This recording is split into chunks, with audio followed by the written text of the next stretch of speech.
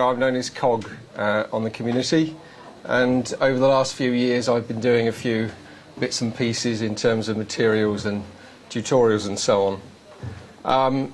When I was sort of asked to put something forward for the Blender Conference 2006, someone mentioned to me that nodes would be a good idea, because there is a lack of information out there on using nodes. It's probably a pretty foolish thing to do, because I'm about 2 minutes ahead of you lot, and probably about half an hour behind some of the people that I've seen in here already. So it's been an interesting few weeks. Imaginatively, you will have seen in the programme that I talked about creating the impossible with Blender nodes, and I mentioned two things. I mentioned an atom bomb explosion, and I also mentioned boat wake. I have to say and admit to it immediately, particularly for those people who are watching this in the future, I have not succeeded yet in getting wake going to the extent that I wanted it via nodes.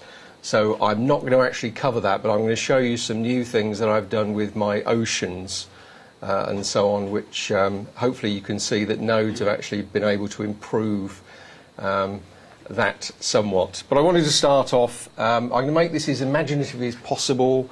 It's interactive, so people will be past things, you'll have to do things, have some real fun. So even those people sat on the floor will be able to exercise during the whole of this event. Okay, a little bit of history, you all know this. It was this year, Blender 2.42, that launched the node-based material and composite system. Both are different, they use the same render pipeline, but they're used for different effects. One essentially for producing materials on objects, and one for actually changing the results of your images in the compositing stage. The new render pipeline is one of the most important features that actually ties this all together. It's not really important to know what that background is, but it really does underlie everything. It's a total change from the way things were done in the past. And there are 13 material nodes currently in 2.42a and 25 composite nodes. There are more currently in CVS, and I'm sure a great number more being developed.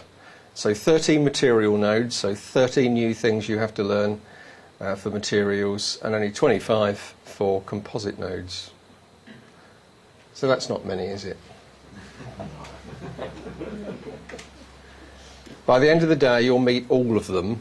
Not all of them are going to be used, but you'll meet all of them. Okay. Of course, one of the things that happened immediately after the nodes came across, we saw loads and loads of examples on the web. Fantastic things. I apologise to the guys from Elephant's Dream. This is one of them, and as soon as I saw that, I knew everything there was to know about nodes. I have that image at home, and I've examined it very closely with a magnifying glass to see whether I could see what was going on. Nodes can be approached like anything in Blender. You can create incredibly complex things within it, but that is probably as complex as anyone would ever want to get. And there are a few others as well. Slightly simpler, but I looked at this as well and thought, I can't tell what on earth is going on there. One of the things that you'll notice, and we'll go through it today, is that when you use both material nodes and composite nodes, you'll get some kind of feedback of what's happening. Usually little viewers or whatever will show you what's going on, but it's quite simple for those not to be redrawn, or for when you screen dump a shot like this, for them not to be there, and suddenly all sense in terms of what you're doing goes.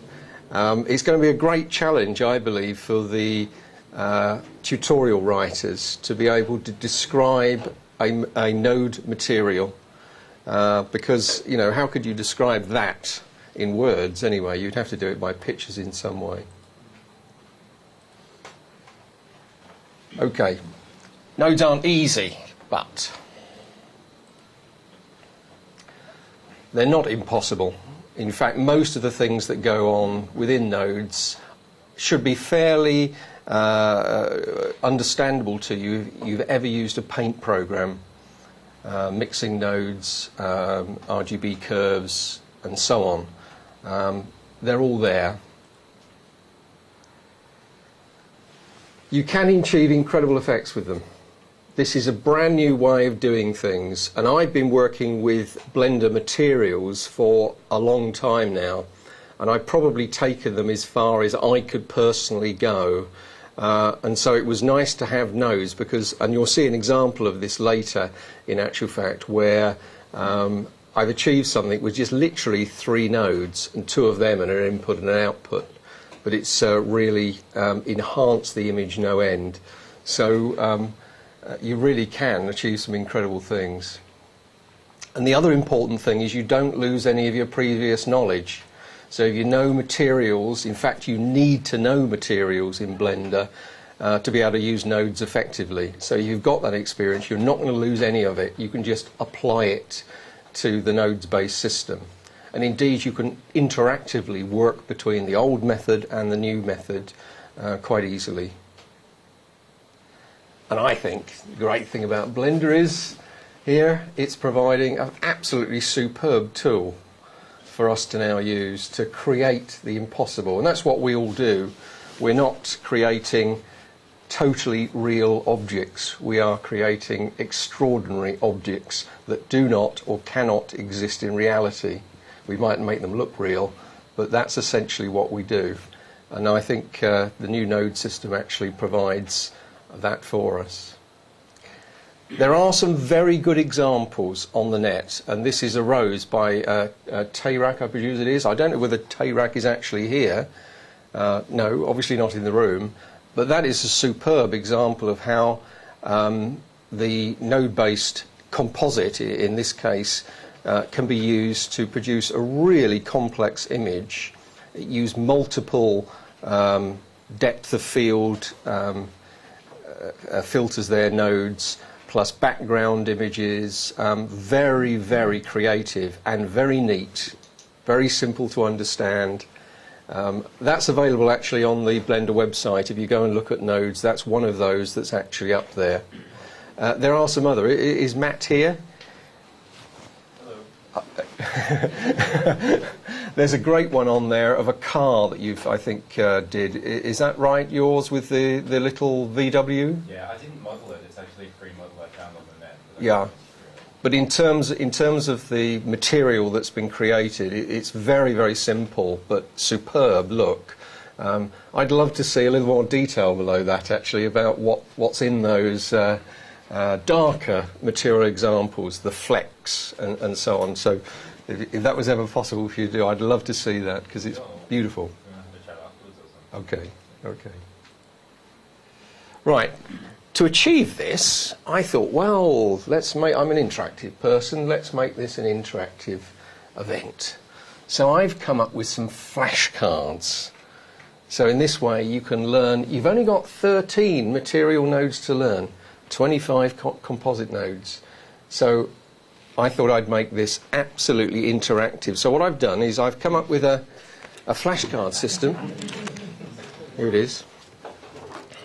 For both composite and material nodes. And I don't know whether I've got enough. I've got some copies, but I hope I'll be able to give some of these out to you. And we'll have a little game later on in terms of doing this. So why have I done this? Well, I thought it's an easy and fun way to learn. Essentially, each of these cards has the node, and then on the opposite side, what the nodes actually do. What I've done, by the way, with this is I've used about 5% of the already published explanations of what the nodes actually do, but only 5%. The rest I've actually written myself. That's not because there's anything wrong with what's in there, it's just that I wanted to make it as clear and concise as possible. So these are different. And for those people who are watching this in the future on the web, these are going to be available on the Blender Wiki as well, so anybody can download these and print them off if they actually want. And I thought, you know, get the kids into Blender. You can use this in the car on a long journey. Great. And I'm sure one of you, or several of you, will invent some kind of weird card game where you can actually use these. Quite difficult with a 13-card deck, but there we go. I'm sure someone could actually think about it. And I thought it was totally pointless, but I like them, so there we go. Okay, you're going to get the opportunity to actually see these as we actually go through. Okay, I wanted to first of all introduce a very, very simple example. I'm going to start off actually with a composite example. One of the things that I'm quite interested in, I've done a lot of sort of development work on, is in 3D. It's the buzzword at the moment. Everybody's talking about, James Cameron and whatever, about making 3D films. And I was fascinated by the idea that one might be able to do that within Blender. And you can do it. There are various ways of producing a 3D image. You need two cameras, right and left eye. But you need some way of actually then recombining those two images to give you something that you can view with, these kinds of things. These kinds of things. If anybody ever wants to do this, you can get the best glasses you can actually get at the moment is by buying Shrek 3D. Because it comes with about five of these, and I've already lost about 3 of them, but so don't pinch this one, for goodness sake. But they are available.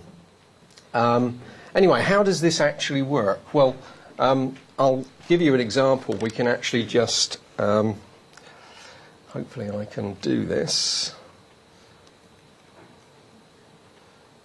I can sheet that down.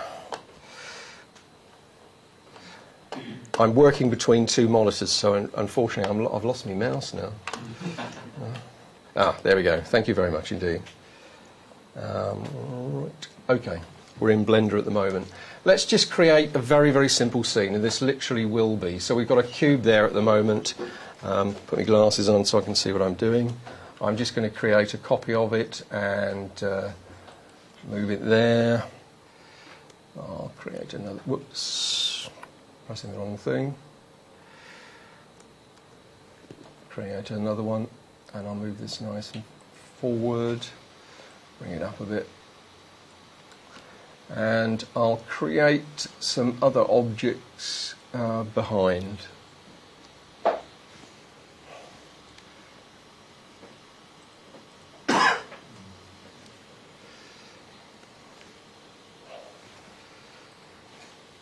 Okay, you all know how to do this. I don't need to tell you. Right, let's move it to a position where you can actually see it. Okay, if you're going to render that, and my render screen is come out over there. Oh, mouse, where have we gone? Very, very simple. Whoops. I think one of the things that I will do, let's just move that back slightly. That's physically behind. And one of the other things I'll do is I'm going to join these and go down to image editor. That should mean when I do this, yes, it will. It will actually render in that screen. Okay, how do you produce a stereo image of that quickly and easily? Well, for a start, we've only got one camera at the moment, so let's create a copy of that. So there it is. It is exactly the same position. So all I'll do is change it to local and actually just shift it slightly over. So that's giving my eye separation. Okay, so I have 2 cameras.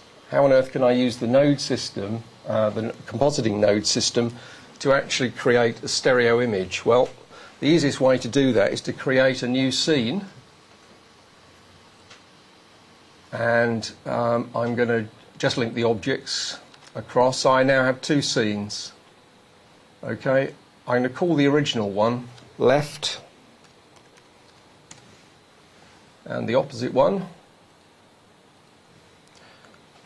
right. For no other reason then I now know where those two sides are. It doesn't, the blender and the white, what we're going to do in a second, isn't telling the system anything. So at the moment I'm in the right screen and I've got the right hand camera selected. That's fine. I'm going to move over to the left scene. Whoops. And select the other camera. Now if I switch between the two, left and right, you see the other camera is selected. Okay, I should also make sure that that is the case in the, whoops. Now, I haven't got a keyboard or a keypad on this. I'm going to have to do this all via, where's the camera view? Camera, there we are. So I've got a camera view in there. So I'm in the left one at the moment, and I've got the left camera selected. Let's go over to the right. And I need to make sure that that is actually... Why was it necessary to make this local? To make the camera local? It's to make it look local. It's much easier then to move the camera, because if you move it globally, it's not, you know, when you're facing something, when you're actually looking, you can imagine an imaginary line going through your head, which is always rotating with your head. So when you switch it to local, it's an easier method to get it basically in the same facing position to the object that you're looking at. In terms of stereo, if you're producing stereo, by the way, it's important not to turn the cameras in. That's not what the eyes do. Your individual eyes can focus to a certain extent in, but you don't move the cameras. If you do that, you'll get terrible errors in terms of it. Okay, right. What I'm going to do is switch now to... Now I've got those two set up, I'm going to switch to the node editor. And actually I can join those together as well. Okay. The node editor is a special screen. I'm sure you've all met this, and please tell me if I'm saying things that you're all absolutely familiar with. But you need the node editor, this particular screen, to be able to do anything in the composite or material editor. And you see down at the bottom here, it gives you the two things that you can actually produce nodes for, either materials, this one, or the composite. And I believe that the composite is the sort of default one. I'm not sure on that. And if you want to use it, you need to have use nodes actually enabled, so just a simple switch. And if you want to render out, you also have to make sure you have do composite actually selected in the F10 render dialog button. I think it would be quite nice, in actual fact, if those things more or less became automatic. So if you press use nodes, it would automatically switch those things on. But I guess those are things that are actually being looked at. Okay. What do we have here? And you'll be given these slides, but I'm going to be dealing with composites a little bit later. We've essentially got an input and an output. We have a thing called render layer. And believe it or not, render layer means what layer are you actually going to render. And if you look at this bottom dialog that's here, because we have two scenes there, they both appear. So we've got left and right. We name them sensibly. That's the reason for actually giving them some sensible names. Otherwise you can see scene.001, 002, or whatever you've actually got. But doing that makes it quite sensible. So I've just selected the left-hand layer, or the left-hand scene, in actual fact. Right, so, and if I was to render that, all that you would see is what you've seen before, no more. You have to render it at least once to see the previews actually display in the composite. Okay, a great thing that we can do within Blender nodes and in the composite view, we can actually split the image up into its red, green and blue and alpha, and also highlight, saturation, etc. But red, green, blue is really useful for stereo images, because if you take the left red colour from the left image and mix it with the green and blue image from the right hand, combine those together, you get a stereo image which is viewable with these glasses. It's actually a very, very simple trick, and prior to this being available, I was using Photoshop or whatever to do it, so I had actions set up to actually do it. But it was actually quite tedious, particularly when you were dealing with a 250 frame shot or whatever. So this is really nice because I can actually produce it. Let me show you how to do that. So, is this in colour or in black and white? In colour. In colour. Absolutely in colour. Yeah, it does work. We've got a more or less black and white image here, but anyway. So if I go down to the the converters, in the composite node, we have separate RGBA.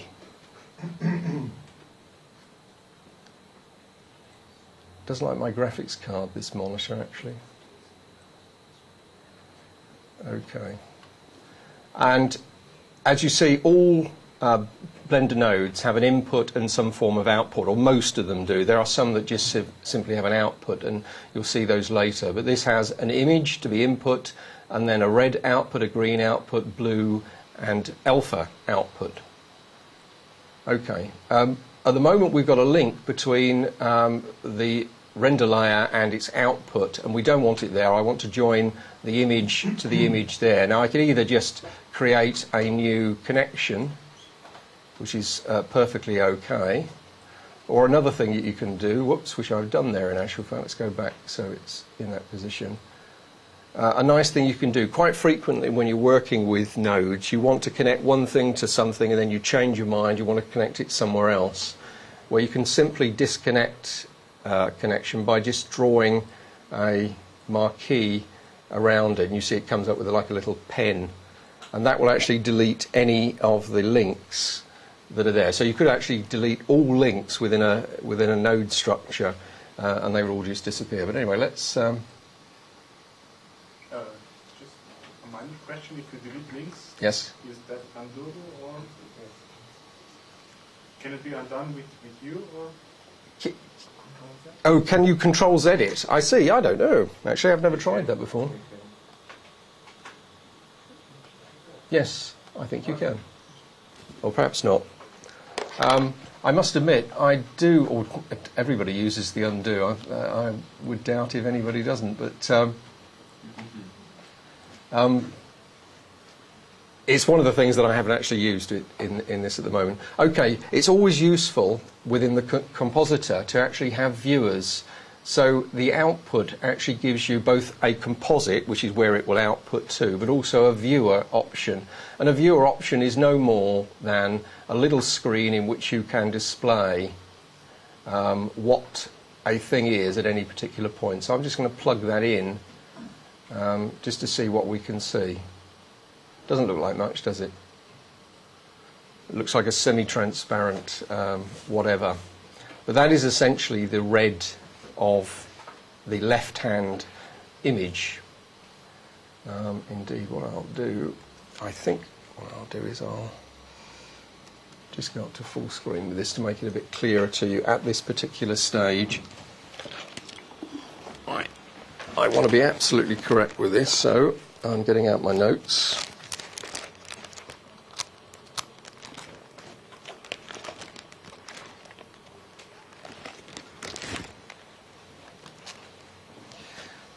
Okay, let's now create the other.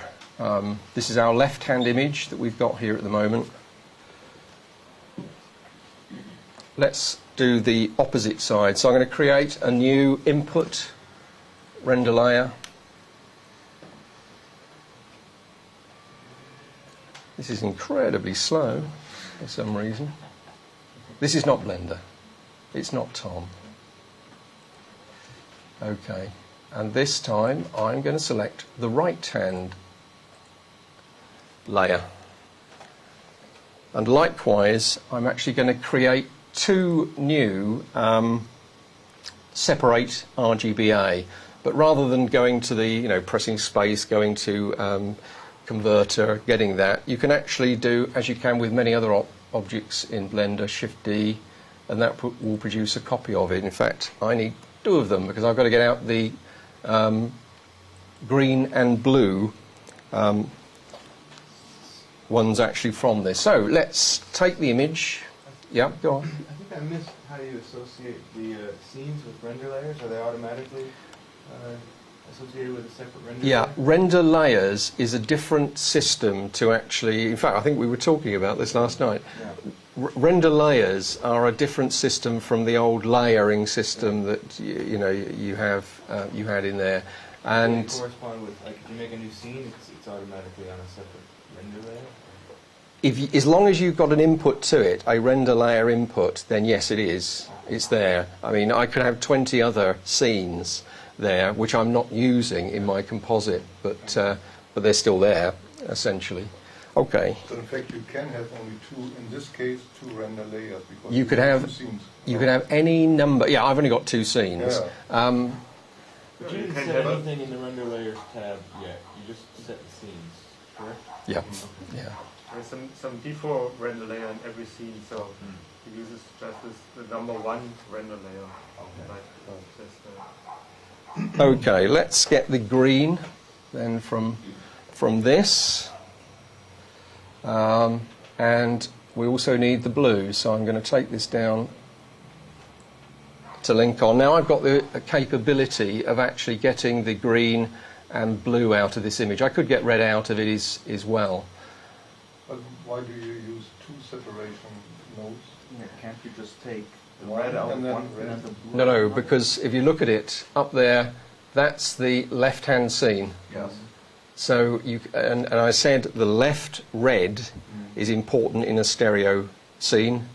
The blue and green have to come from the right-hand camera, essentially, and that's the one that's actually been set in this bottom one.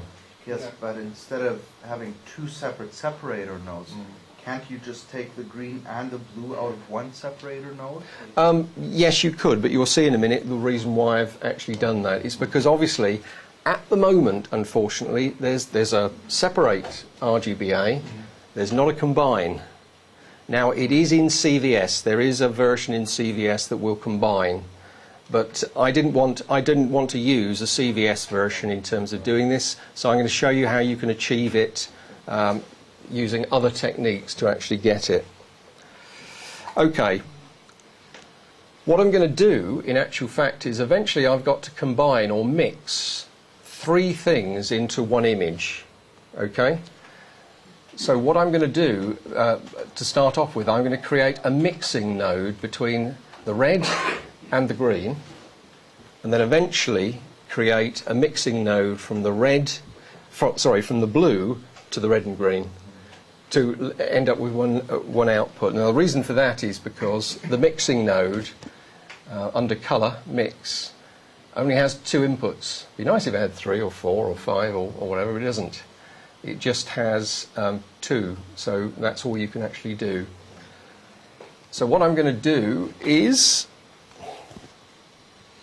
have I got this the right way round? Yeah.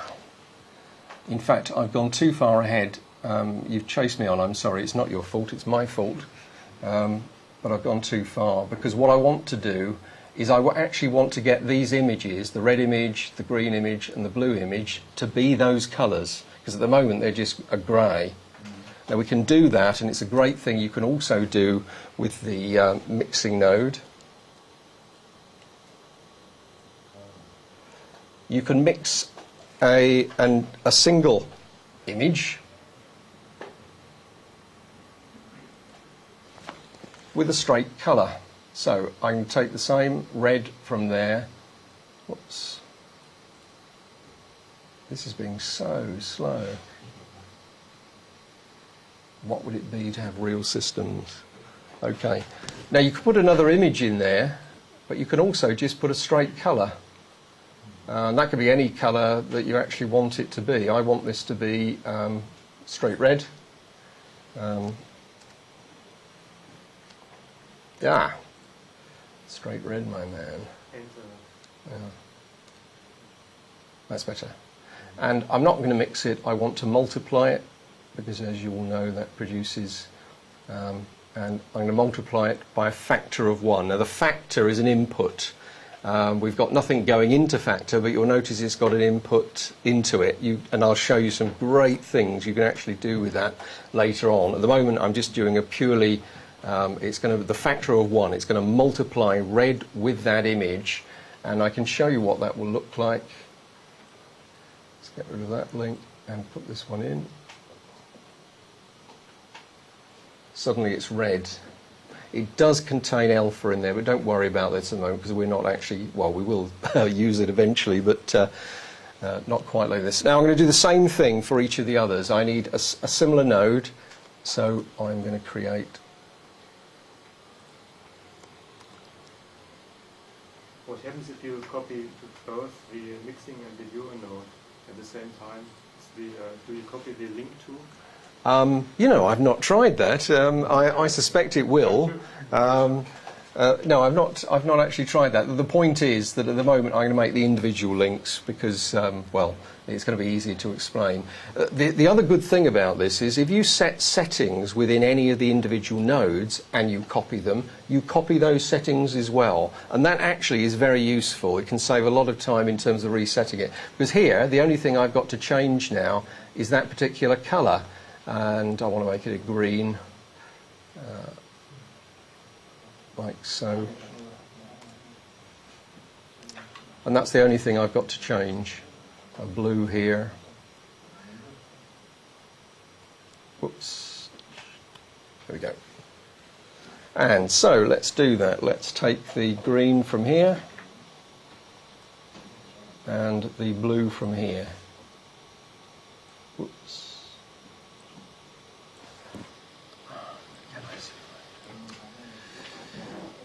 Let's get closer.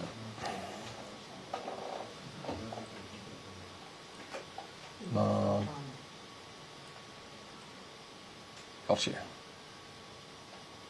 you won't use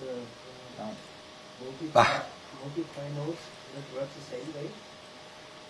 In terms of multiplying, you could. Sorry, in terms of what? Is the compositing in the end works the same way if you don't use multiply nodes? No, no. Is this how you work with Blender normally, Colin? Yep. Okay, now what we need to do is add these together. And it is simply an add. So I'm going to put this one up here. If it moves, come on.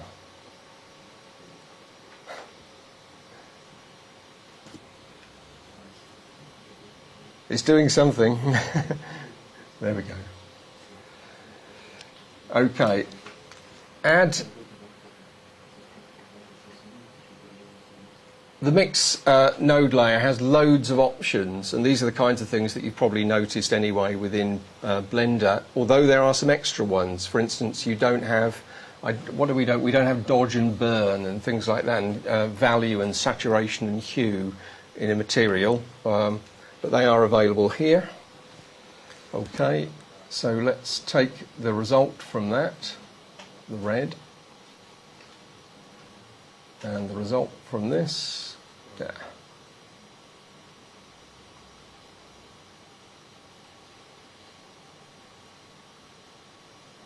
Let's add them, and again a factor of 1.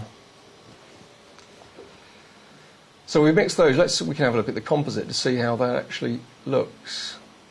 It's not quite one. I see. Yeah. I'm having this is so slow.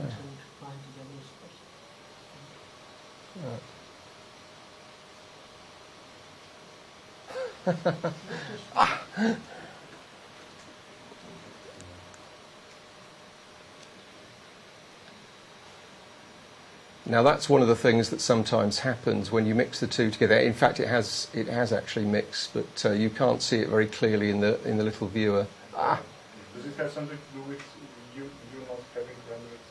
Correct. You didn't have to render the other one, so it's black, and when you look at it, Of course, thank you.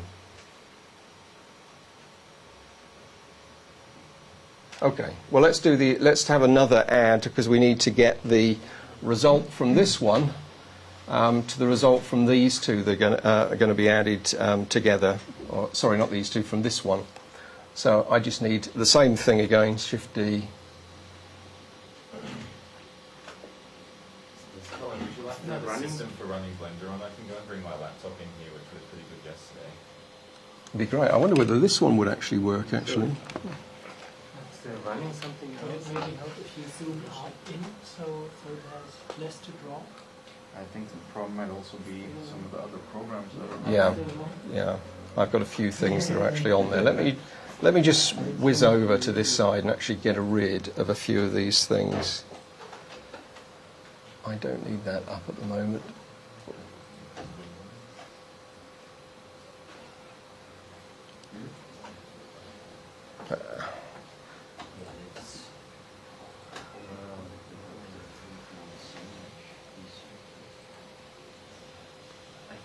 Let's see how fast this will actually be now. So, where's my...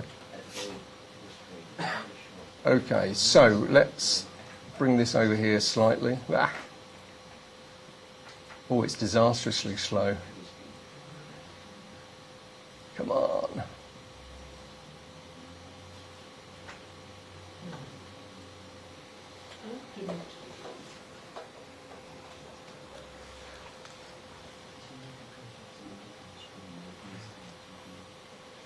So let's get the output from this one.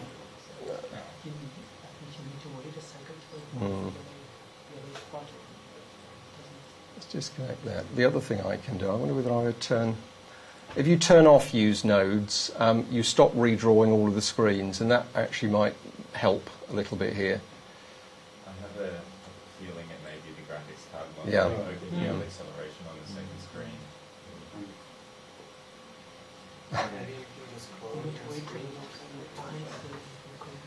Or you should be able to switch your primary screen so that one gets accelerated. For some reason, it didn't work when the technical guy said. Yeah, good.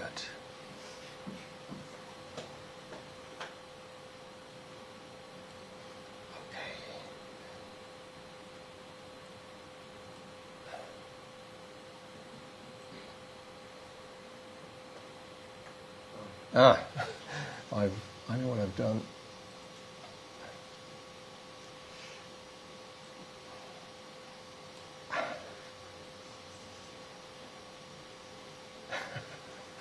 You need to wait a little bit on the yellow spot. It takes a while to find places. That should be it, shouldn't it?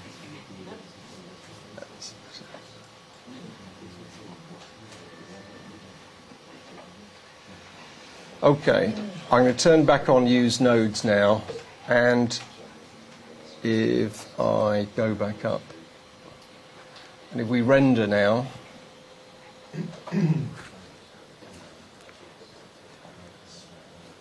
that is now a 3D image. Oh, wow, it's fantastic. For the benefit of the people on the internet,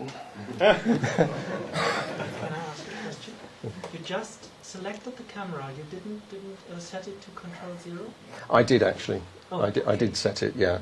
You just have to make sure in each scene that the right or the left camera is actually set correctly and is actually the render result that will come from that.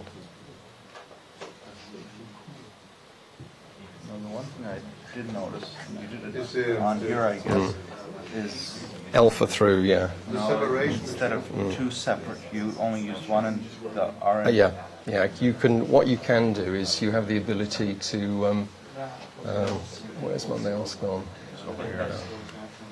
This rule, left red and right blue and green, can this be also changed, or is this by experience the best way to do? There are plenty of descriptions on the web of how to do this using Photoshop or whatever. So you can take two colour images and separate them. But it does work with colour. And the separation between the two cameras, is this very critical? It is. You don't want to make it too far. No, I've just got to remember where I've...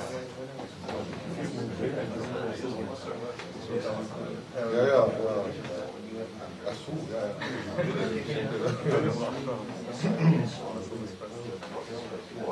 Da jetzt da unten ich dachte, man nur Polarisation.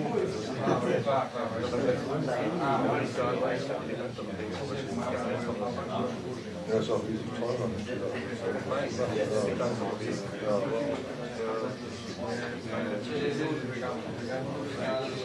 Diese Einlagen, diese 3D-Einlagen, Polarisation.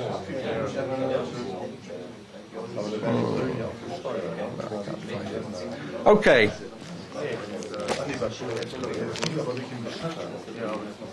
That's quite a simple little effect, and you can apply that to any image.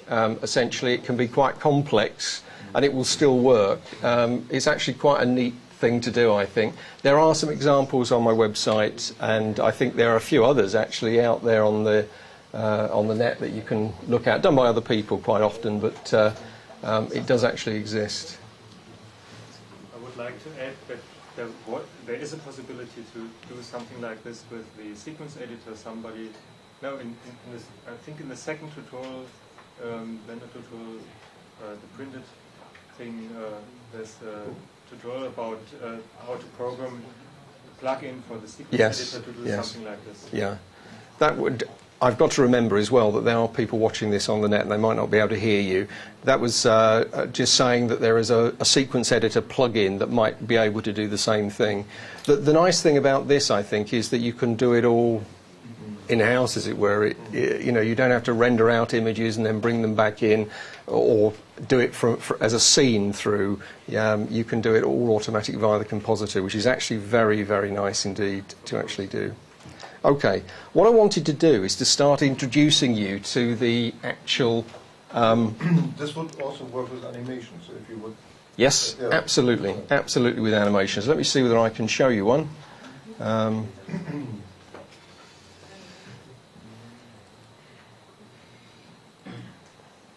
Oops.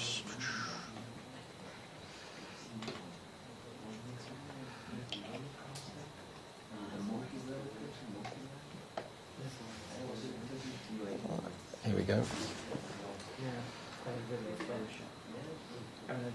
Okay, this is one of the characters in it's part of a character in a film that I'm making at the moment called The Cruel Sea, and it's a bell, and it's a very difficult object to show in 3D, and that's the reason why I wanted to actually do this. But that is actually in 3D, and if anybody's got the glasses and wants to have a look at it, it's actually quite smart.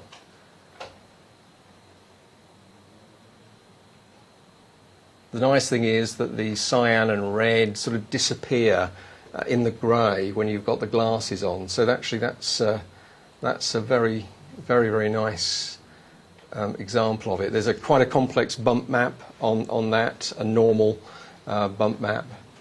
And it's very subtle, but it can actually be seen. And there is this other way to see 3D images without the glasses? Yeah. I think I saw that on the website. Yes. And Yeah. can we make that also easily with the node?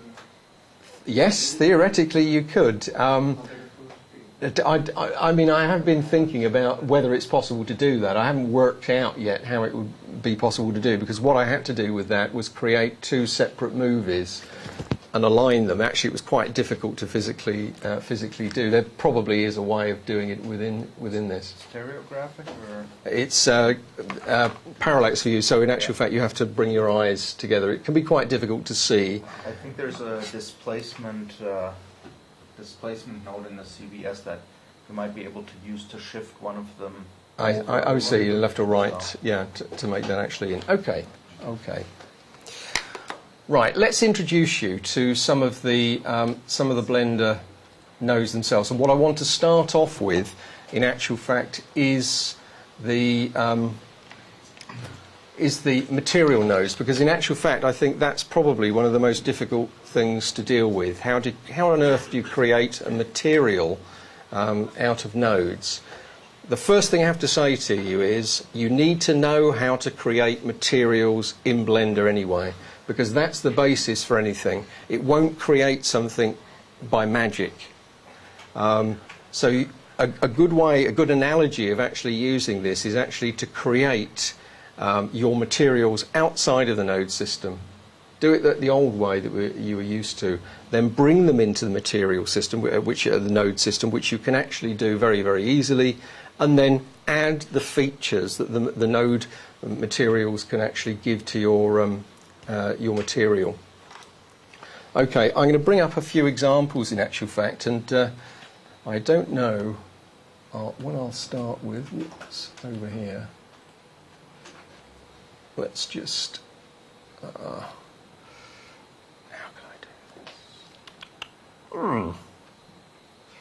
Yes. Yeah. That's my current background. You know I have a little interest in water. It's one of the things I've been sort of fiddling around with for the last 4 years. Water is one of the most difficult things to do realistically in any 3D system. And, okay, people with Maya turn around and say, oh, you just press a button and there it is, an ocean appears in front of you. It doesn't.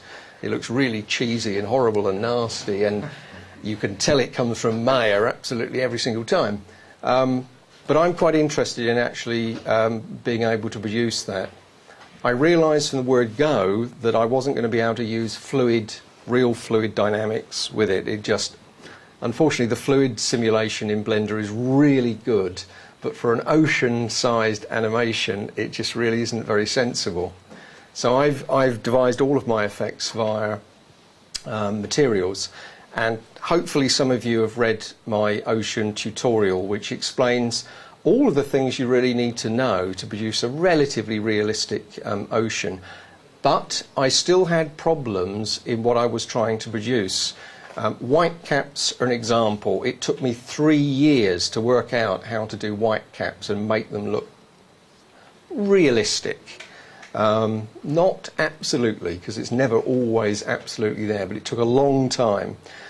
So I'm not going to learn new methods to actually do it when I've already done it via those methods. But one thing I will do is try and tweak it to actually get the effect that I want as easily as possible. And with that image, hopefully you can see it. One of the problems that I had with previous versions of this was that the white cap was too spread out across the wave.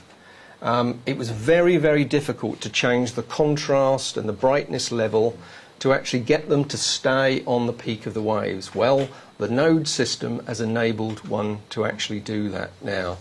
And I can actually show you, hopefully I can show you. Come on, mouse, where are you?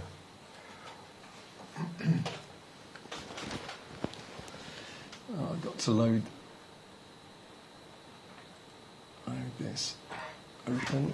And because I've got a small screen here, I've got to get down to the right one. That is an annoying screen just there. Let's do this in date order, which is the easiest thing.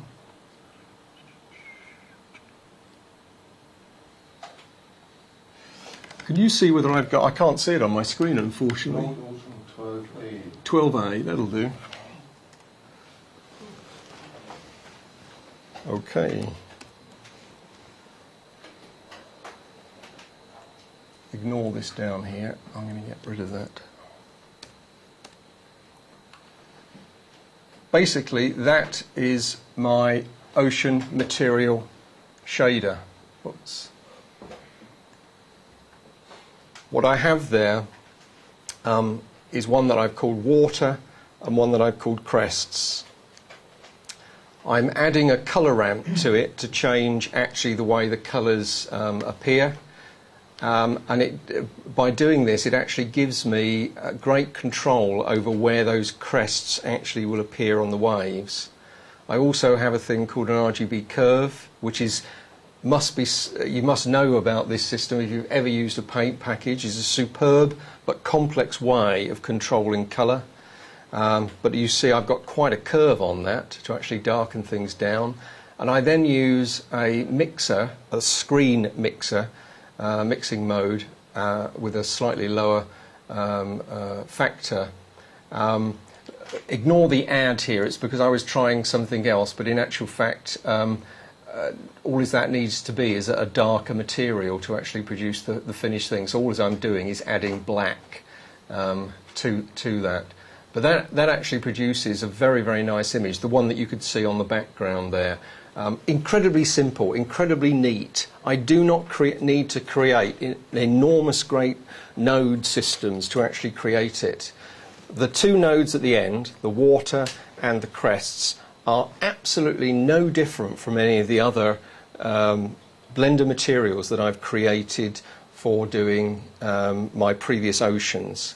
But what I've been able to do by adding those colour ramps and curves and mixing methods, I've actually been able to produce something which is a little nearer to the reality that I actually wanted. It's quite interesting. Whenever I produce a new ocean, I get about 20 people ringing me or emailing me saying, oceans don't look like that. They're not that colour. They don't exist in reality. I live in wherever it is across the world, and it's greener, or it's bluer, or whatever. All of those things. And unfortunately, I'm the kind of person that says, "Oh dear, right, I'll have to do that," and I do it, and then I get another 20, 30 people saying, "No, it doesn't exist." But it was nice to know that this week we had a explanation of ocean colour. Which I will now use as my excuse in future, so you'll be getting some emails from people. Okay, right, let's introduce the actual nodes themselves and the kinds of things you need for the material nodes. Now, as I said, there are only 13 of them. Unlucky number, I know what it is. Let's start off with the actual first one, which is a material node, and that is a material node. That's got a material already loaded into it. Right, what I have here is the Ace of Spades. You all know the most important card in the deck. And what does this say on the back? The material node is the basis for any node material setups. Material can have their own individual layers. You know, a material can have 10 layers of textures or whatever associated with it. Just the same within a node material. Inputs can affect colour, specularity, reflection and normal. And you can see on the base there we have these things. You can individually set the colour. So if I wanted to change that to a horrible colour or whatever. Which is also possible, the red type. There we go. You can actually do it via that. You can also change the specularity colour as well. Now, a lot of people don't use the specularity colour, and it shouldn't be overused. For instance, I think if I was to produce a blue colour in there, the end result, well, you can't actually see it there, but the end result would be not very interesting at all. If you're going to use the specularity colour, it should really be used very subtly indeed. I've got an example on my Blender Summer of Documentation tutorial on materials and textures where I show a rubber lead. It's in actual fact the very lead that is connected to this computer, which I used as one of the examples. And one of the things I noticed in the particular light where I was viewing this to create the material from was that it had a slight bluey tinge to the rubberized look, to the specularity, and so I literally set a very, very small amount of blue within there. You can hardly see it, but it's enough to change it from something which is obviously plastic to something that looks slightly rubberized. So it can actually be effectively used. The other thing is that you have the great ability now within any of these material nodes that you can set up where you could, for instance, turn off the specularity. And did you notice what happened there as soon as I did that? I've turned it back on again. Come on, redo. There it is. It's back again. So it's almost like a shadeless material, but it's not shadeless because there are other things within that. But you can actually turn it on or off. You can do the same with the diffuse as well. And that then just leaves the specularity. Now, one of the things that a lot of people have been asking for is the ability to render out specularity, the diffuse, the various layers, the alpha layer, whatever, separately. You can actually do it via this. A bit of fiddling, but you can actually do it via this method. So that's actually quite useful. And you're also possible to negate the entire image. Negated red is not very interesting at all, in actual fact. One thing I can do is use the Control Z, I think, to take me back. There we are. We're back to the way it is. Right, it's not very interesting, that colour reversed.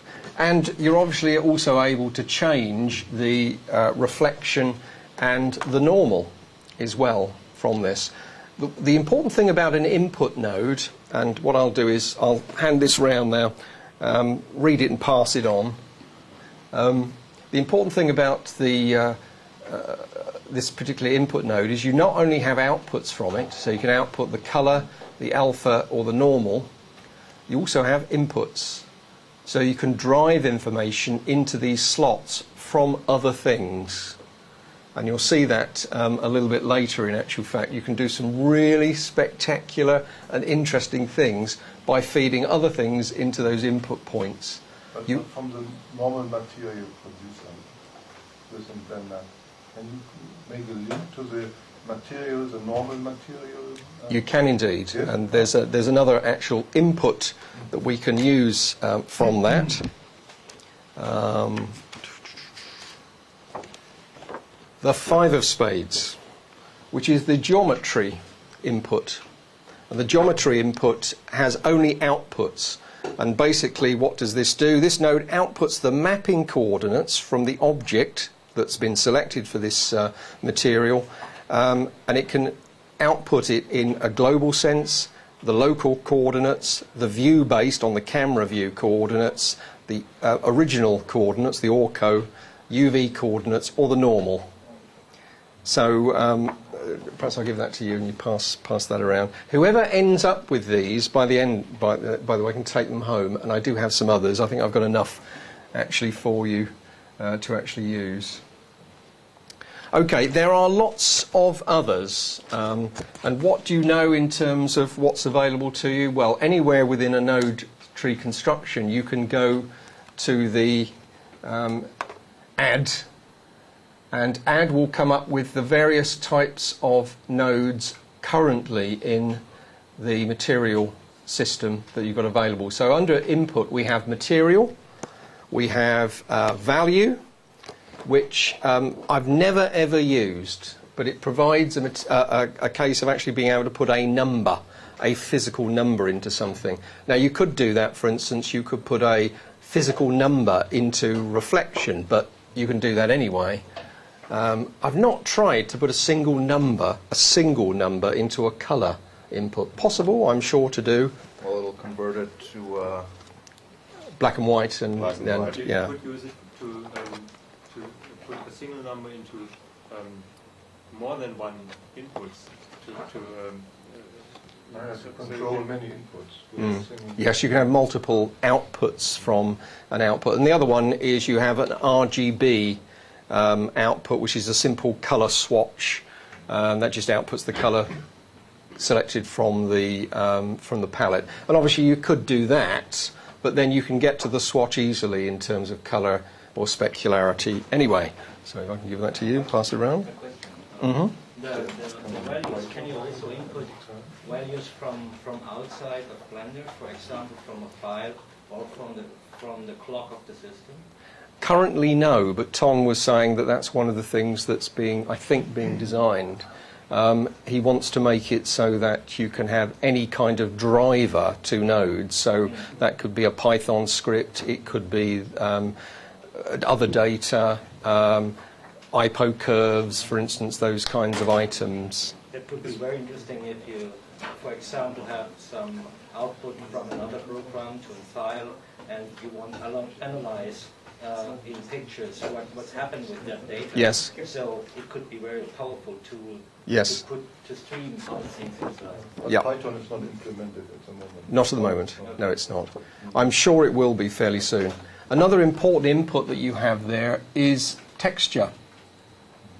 And texture allows you to actually input a texture, a marble, cloud, whatever, an image even, into your Blender node, or your material node. There is a problem here though, it's not really a problem, in that you need to have textures preloaded within Blender for it to use, because at the moment I do have some, there they are, they're already there, and these are things that I've both used or have been experimenting with in actual fact in terms of creating the textures that I've actually used here. But they must be held somewhere in a material. Now I can give you a little tip here. This has saved me an enormous amount of time, because quite frequent when you're designing these things you start off and you think, oh, it would be really great to have a marble texture here or whatever it is, and it isn't available. You have to leave the node system, you have to go and create a material, you have to go and load it up. Blender is one of the few packages I know where you can actually set user defaults very, very easily, you know, the Control U. So why not just set up a material, a dummy material, load all of the 10 texture slots with as many of the 10 textures as you actually require, and then make that a fixed material so it will always be available, and then Control U it to save it. It will then be available whenever you go into actually into Blender. I have one question. What if I have an animated texture? Yes, animated textures can be used, but you can only bring them in as a material. You need to have them loaded into a material with the IPO curves on and actually bring them in. It is one of the deficiencies, unfortunately, of the texture node. What have I got? Any pre-created texture can be used within the node system. Inputs vector from a geometry input node, and also modified by a translate or mapping node. Outputs black and white value from the texture, color, as its name suggests, normal, any normal derived from the texture. This node is very useful for mixing several materials when it's applied to a factor input, such as on mix node. But it will not, I'll pass that over to you, it will not in actual fact, you can't animate it, you can't move it around in time. There are things that you can do. There is a time node available in here, but it's very clunky and I wouldn't recommend that anybody does it. The easiest way to do it is animate your texture within a material and then load that material into a node system. And that's how you did the ocean also? Yes, yes. Okay, what are we up to? Well, of course, if you're going to have an input, you need an output. You need to be able to get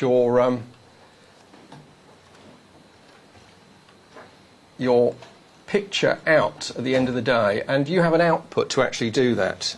And you can only have one output node. I believe that that's the case. Obviously, only one output node will produce the material, textures and so on, onto your object. And it has two inputs to that. It has colour and alpha. I'll pass that round. But once you have that, you can do a whole series of things in the middle here, basically. You can mix your various materials together in all kinds of different ways. And you can do other things to it as well. For instance, I talked earlier that I had this node crest, and in actual fact, I'm sure if actually what I'll do is I'll zoom to it so you can actually see it a bit clearer. Whoops. You can see that's the way the crest actually looks at the moment before any modification has been done to it. And it's a bit sort of covering the whole ocean. So we've got a very... what type of ocean would that be? Would that be an ocean in chaos somewhere or other? Anyway, a lot going on. I mean, this is the sun glint. You make the specular reflectance as a sun glint. Because normally you have, depending on the viewing direction, the sun glint on the water. Yeah, yeah. This looks like from above. Yeah, this is the way I've got it set up at the moment. You know, Blender is able to view materials either on a flat plane, on a sphere, a cube, and a number of other outputs as well. I like for an ocean to have it set up so I can see it on a plane. because obviously it's an overhead view, that's what I'm actually looking at. But in terms of that, that was far too much. I wanted to be able to take out some of this detail. And a way of doing this, this particular texture is, I think, the best texture ever created at any time for any purpose, is the cloud texture. And it really is superb. It can be used for all kinds of different things. But it does have a problem. Within a material, you'll probably be aware you can change its contrast and brightness. But you very quickly can end up in the position where you just have all whites or all blacks, and then it just doesn't work, it doesn't look right. What I wanted to do with my crests here was to reduce it to such an extent but still have the detail, the featheriness at the edges of the actual material. Because I believe I'm correct in saying that what these crests are bubbles. They're air coming up through the water which produce the whiteness that's actually there. Now there is a fair amount of detail in there, you can see, but to do that I can do it in a paint package. I can go to a paint package and I can alter the curves and so on to actually do it. So the first thing I did there was I actually created a colour ramp, and I'm taking it from the colour through to the factor because that's where it goes. And because of that, it's had to change it. If I do that, it's a conversion that's actually being carried out, and it's red, green, blue to black and white. So I'm going from colour to a value into a factor. If you try and ever connect a colour to a factor or some other vector-based or dot-based input, it will do that conversion for you automatically. Suddenly an RGB to black and white will appear, which is great. But do be aware that if you then go and delete links, those things will stay there on the screen. So you might have to do some tidying up actually later on. And what have I done with it after that? Well, I wanted to produce this colour ramp. Now colour ramps, has everybody used colour ramps in textures before or materials? Very, very useful things, colour ramps, because obviously you can change whole colours within colours using a colour ramp. This is exactly the same as it is, or more or less the same as it is within material creation or texture creation. You have various points on this where you can set colours and set alphas. You even have the ability to change the kind of curve, mathematical curve, between any of those points, which can be different from one point to another. You can add new curves, and that's done by the control key, holding that and clicking, and a new control point will be added at that position. And you can set all kinds of things. The nice thing is you can move these around as well. And that is very useful, because what it will do, in actual fact, is change exactly where that transition point between the dark and the light actually happens. There is a limit, and you'll see that hopefully in a minute when I have a fiddle with that, where you can go too far, and therefore the foam will look like ice cream floating on the top of an ocean surface rather than foam. And I wanted a little bit more control over it, so what I've done is created a red, green, blue curve. Curves are also one of the most useful things in Blender and in the node system. In fact, that's the only place they exist now, both in materials and in the composite nodes. They're the kind of things that have been available to artists through Photoshop and so on for a very, very long time. And it's a very detailed way of adding or subtracting colours and modifying it over the shape of a curve. Now I've got to remember which one this is, so there we are.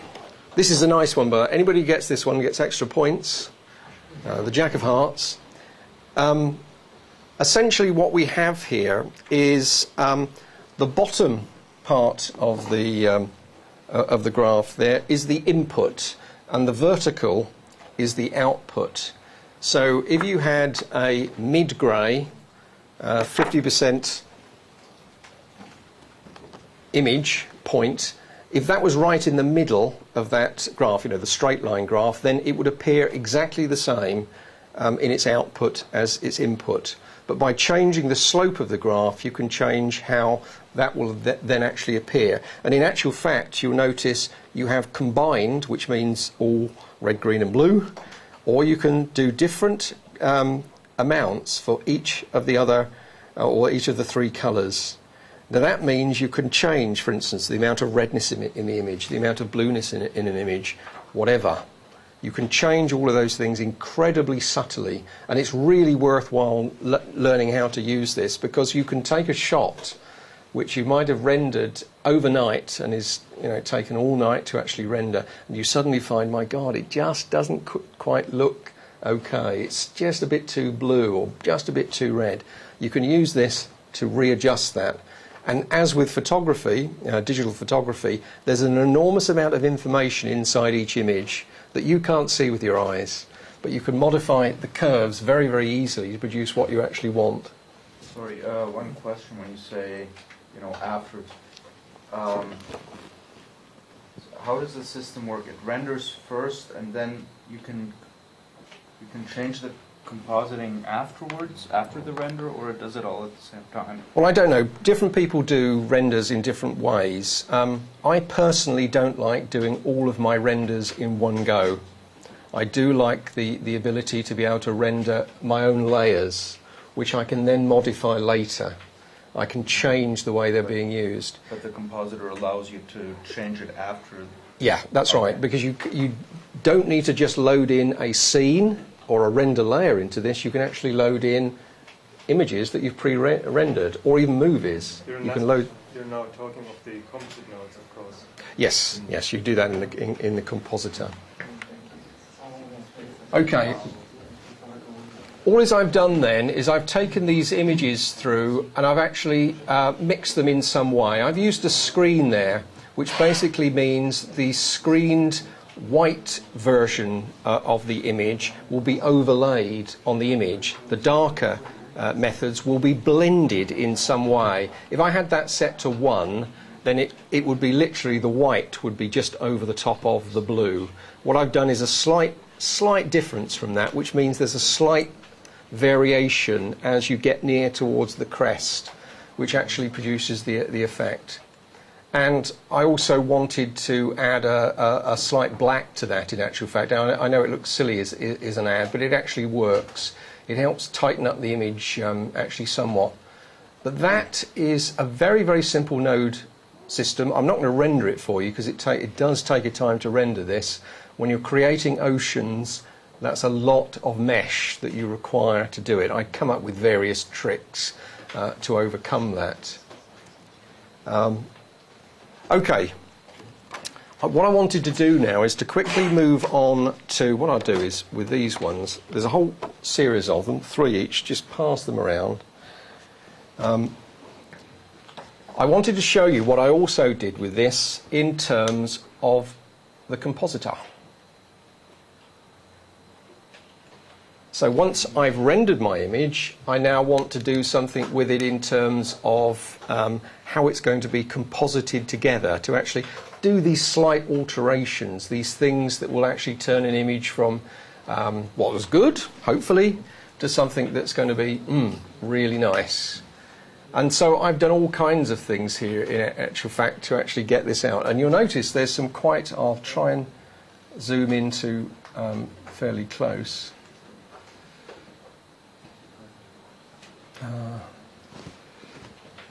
And I think I might have to render this, so just excuse me a second, because what I will do is set it to do a low render size. Whoops, I pressed the wrong one. It's 25, it's already 20. Yeah, 25. It's going to render it. This will still be quite slow in actual fact, but while we're here, just so you people can see, this is pretty classic in terms of what I've done in the past. I have here a grid made up of fairly dense meshes, and they're not individual copies, they're just Alt-D'd So it cuts down on the amount of memory that's actually there, because as you know, Blender uses a very good data block method of actually storing its data, which means you can use the same data in several places, and this is exactly what it's using. I have an underlying flat texture which is there, which is simply a plane, only got 4 vertices in it, but it's lower than my bumped matte ocean, but it has the same texture on, but with the displacement removed. That means when it moves, because it's at a distance, you won't actually see the fact that it's not joined together. I also set up lights, and I've got a whole series of lights here in a circle to act actually as my atmosphere. I've used it once. I never use ray tracing for doing oceans, and the reason for that is that, you know, I'd be here until next year and I'd only have got 10 frames out. It takes an enormous amount of time to render to HD quality, which I've done with a few of these. So I will always work in ordinary Blender internal renderer, but you need to then fake certain things about it. And one of the things that I wanted to fake was the reflectivity of the surface. And to do that, all I've done is set up a whole series, a circular arc of low-value lights, very low-value lights, 0.01 or whatever, in terms of their energy, just above the ocean surface. It doesn't give any light really to the scene, but it is reflected off of it. We've got specularity on this particular material, and therefore it's reflected off of it. And that's why it gives these lovely, lovely extra details, which says, you know, that's it. But there we are. That rendered relatively quickly. Could you tell us in which direction does the camera look on the left? There we go. It's interesting. I've had to include these two here, because in actual fact within this I've got a little bit of movement on the camera when it's animated. I'm not going to show you the animation, it'd take too long, but the motion in terms of that just dipped down far enough to see that there was an edge there, so I just had to put the blasted things in. But you can see it's not a full ocean. I mean, I've only got a few there. That's the way that the camera lens goes out. So I'm only catching the edge of some of these.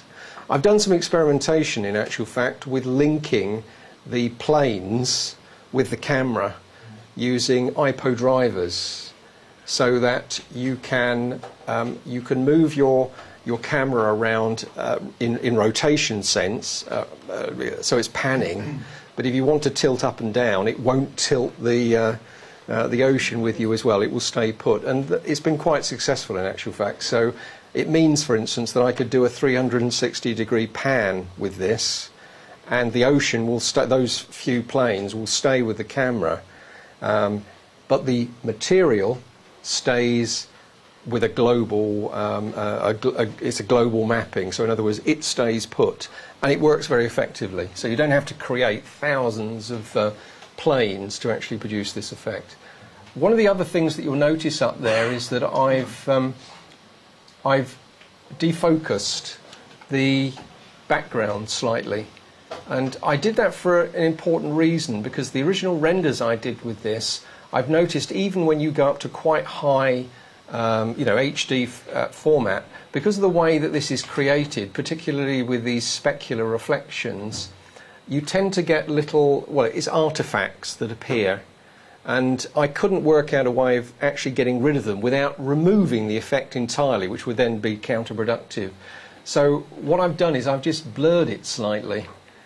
Depth of field within Blender is still not easy, and it's a bit sort of clunky, but it can be done. And I did this actually, I have to say, I finished this off last night after our Indian meal, to actually do this as a background, so I can have it on the screen.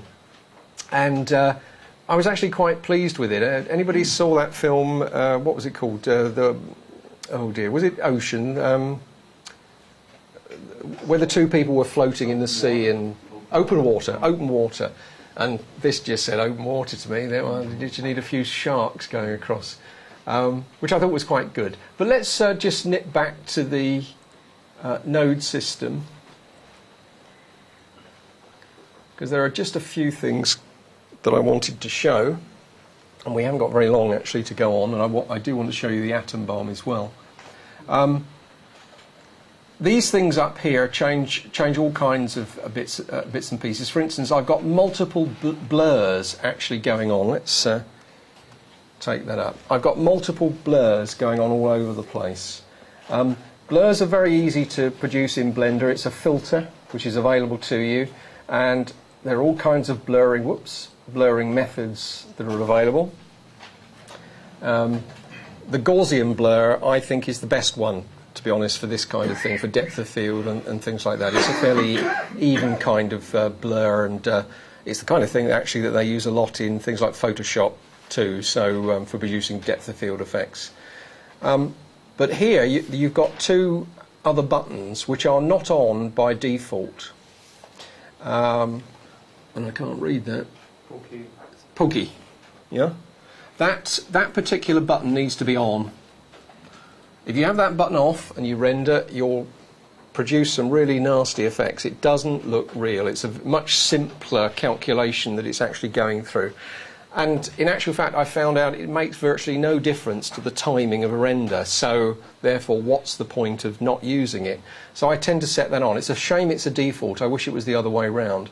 And the other one is gamma, which applies it to the gamma as well of the image. And I think it's quite useful to actually have that on. You notice you can blur in both the X and the Y direction, and they needn't be the same.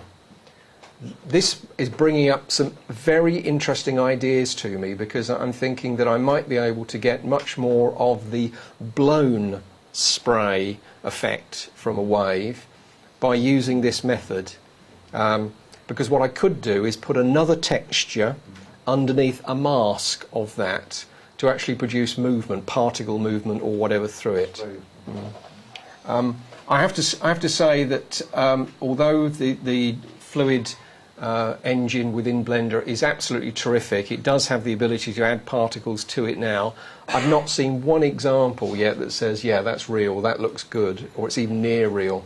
It's a bit cheesy, so I think there are material methods of doing that. So I will continue my research and eventually get down to it. These are very useful. Notice I'm taking information from the Z field here, the camera Z depth, the depth between your camera lens and infinity. You can use that for, obviously, depth of field. You could use it to produce a grayscale or other scale to actually then blur your image or whatever. You'll notice here, though, to actually use it, I could have just taken the Z value straight into this thing called factor, or straight into a viewer to see, but unfortunately all that would show would be white. You wouldn't see that there was any variation between dark and white. That is because the Z information is a lot of information, much more than can be displayed in 256 colours as this is actually showing it. So what you have to do is change its size value and probably its offset for where it's going to appear on a colour ramp. And you set up a colour ramp. The easiest way is to look at this one down here, because I've actually used this for defocusing. You need to set that size down to a very small number, usually is 0.0 something or other. And you can use the offset then to bring that forward or backward so you can actually see the result. Have I got a viewer? There's a viewer of that in actual fact, and perhaps no, I'm up as large as I can do. But if I change this now, take it back, or take it forward. Let's take it ridiculously far forward. You see, it goes white. There we are. You can see as I'm gradually doing it, it's changing where the... Make sure it's updating.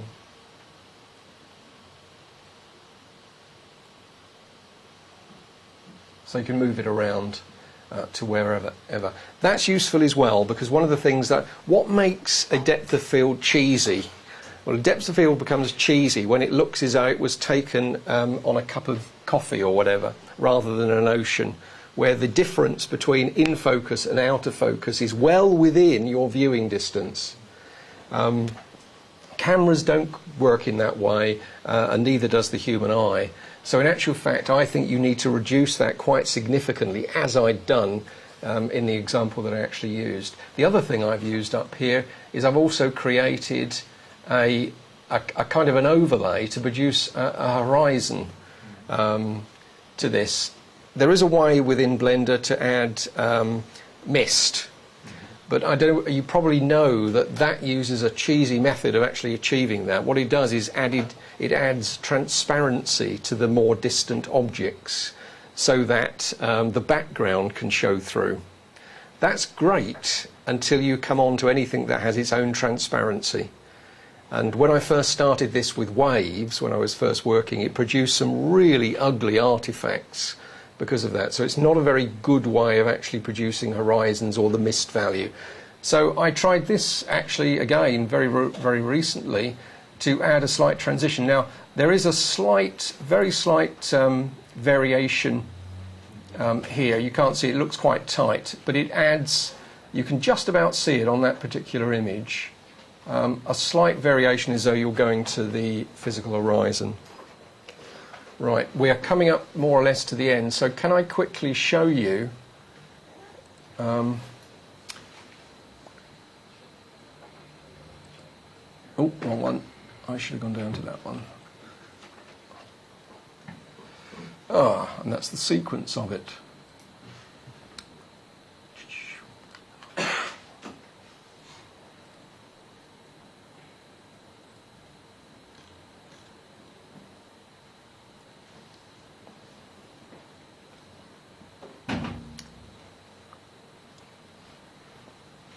Oh, by the way, did someone ask me about an issue with trying to differentiate areas within a picture in terms of colours? So someone asked me a question the other day whether it was possible to... Something like keying?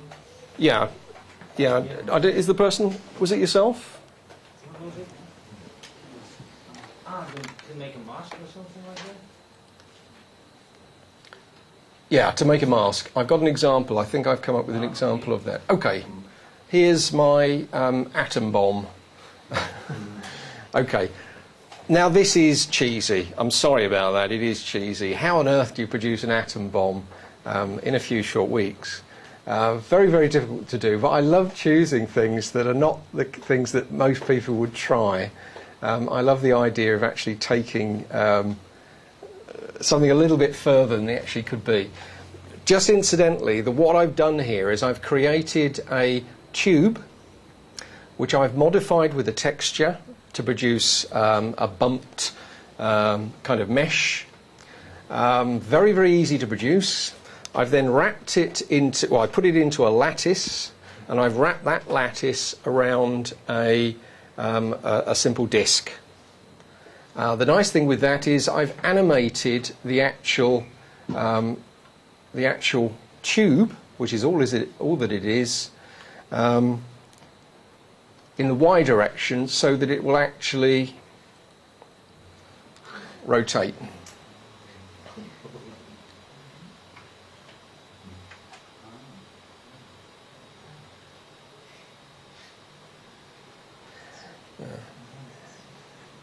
And I've used this idea in several other places as well. My wake example, water wake, which I wanted to show you today, sorry I can't, actually uses exactly the same technique. It uses a tube with a very, very bumpy surface on it, with a halo texture applied to it.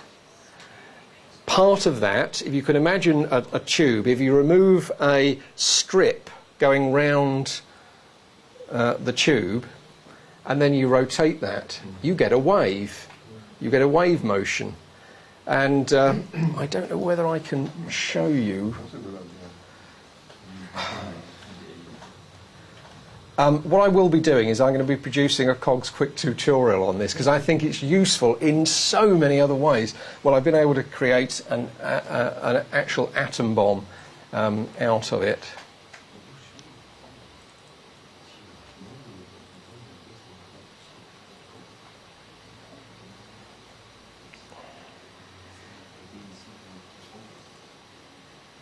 So you can produce freak waves with the large waves with the tube, like in the storm, perfect storm. Yeah. Well, that's probably going a bit too far, but you can actually do some. I've done some, and I haven't got the examples of this here, some crashing waves on a shore, which is a very, very difficult thing to actually produce. And it does work. It's a little cheesy at the moment, but some more work will actually go on that. I don't know whether I can find it.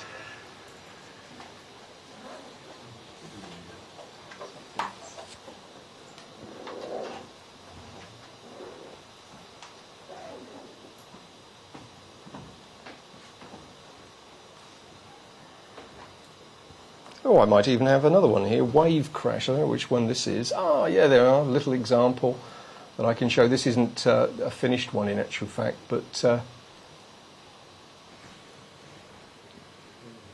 But this is not with tubes.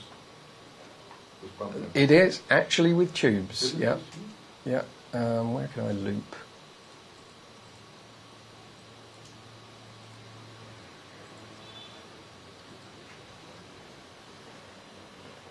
So you rotate the tubes and move the tubes. Yeah, essentially what we have there is a simple wave motion on a mesh, and I've got several tubes set up along that, all rotating out of sync with each other to actually produce the effect. That's not ready yet, but you know. How was the spray? The spray, was this made with particle or One over. I know, view, yeah. Let's do full screen, let's see what it does. Ah, full screen puts it up in this screen, which is of no value whatsoever. Let's view double size. the spray? Or was this? Yeah, so all that is a tube with a halo material on it, and it's being rotated, and a wedge has been kind of removed in a spiral around the edge so that you get a break in the wave. It's not particularly brilliant, that example, but at least it shows it can be used for all kinds of different things. Come on. It doesn't. It does not want to know, does it? I can. Come on. That's better. That's better. Yeah. Enter. Enter. Right. I'm going way over time in actual fact, and I haven't done everything that I actually wanted to do. Just thinking what I could... Okay, let's try and look at that material, but I'm not going to do it from that particular file.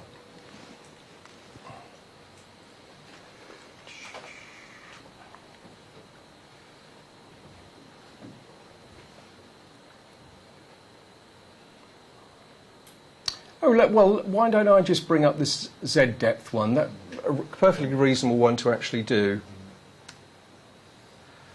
Okay, there's an image. Got various layers and various objects on that. Now, if I was to render that without composite, you just produce... I've got this set up so that it's in a screen here. There we are. Just grey, nothing special in that at all.